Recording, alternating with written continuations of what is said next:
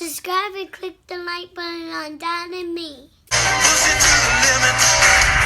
All right, so I have the 6 steps, 40-inch 2x8s all the way down.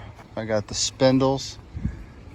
These are just scrap wood that I've had that I just cut to length from here to here. I mean, it's not even correct, but my mom used it today and it worked out great. Now for this 4x4s, I think it was like 37 inches over.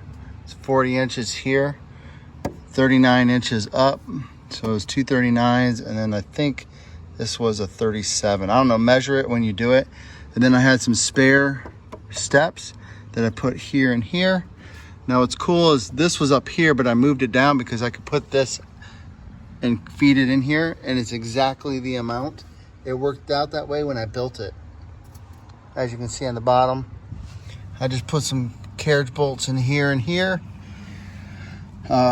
Carriage bolts, one going to there, one going to here. Same on that side. Deck screws on all these. Deck screws on this. And that's pretty much it. And then I put deck screws here, going to the 4x4. Pretty simple. And that's it. It's 40 inches across.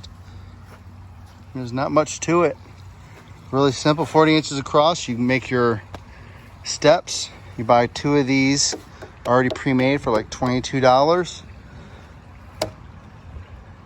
I just screwed them in, put the 4x4s on to tee it off, made sure those were secure, then secured the back, put these on, put the spindles on, and then just found some scrap wood and then put it on top and then just screwed them in.